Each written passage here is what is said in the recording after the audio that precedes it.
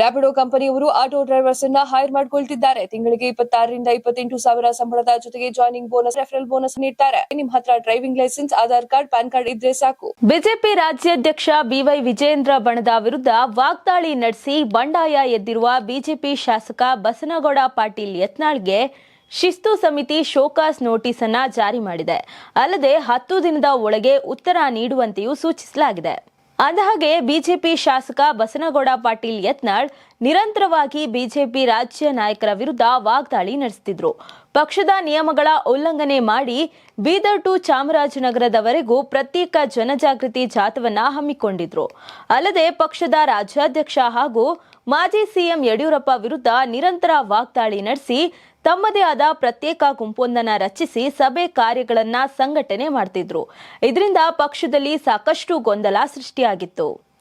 ಇನ್ನು ಈ ಹಿಂದೆ ಯತ್ನಾಳ್ ವಿರುದ್ಧ ವಾಗ್ದಾಳಿ ನಡೆಸಿ ನಾನೇ ಮುಂದಿನ ದಿನಗಳಲ್ಲಿ ನಂಬರ್ 1 ಆಗ್ತೇನೆ ಅಂತ ಭವಿಷ್ಯ ನುಡಿದಿದ್ರು. ಅಲ್ಲದೆ ನಮ್ಮ ತಂಡದವರು ಸಿಎಂ ಆಗ್ತಾರೆ ಅಂತಲೂ ಹೇಳಿದ್ರು.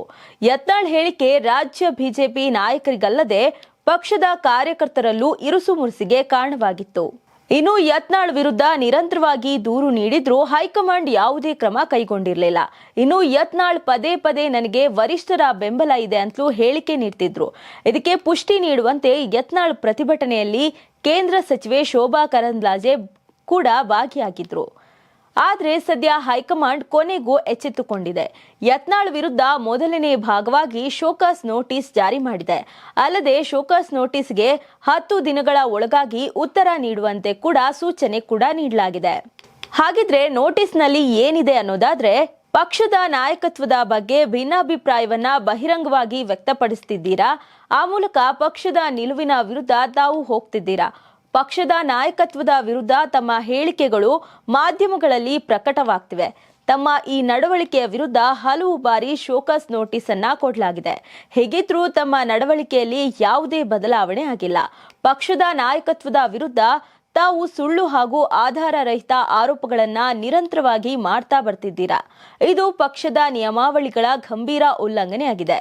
ಹೀಗಾಗಿ ಯಾಕೆ ನಿಮ್ಮ ವಿರುದ್ಧ ಪಕ್ಷ ಶಿಸ್ತಿನ ಕ್ರಮವನ್ನ ಕೈಗೊಳ್ಳಬಾರದು ಅಂತ ಹೈಕಮಾಂಡ್ ಪ್ರಶ್ನಿಸಿದೆ.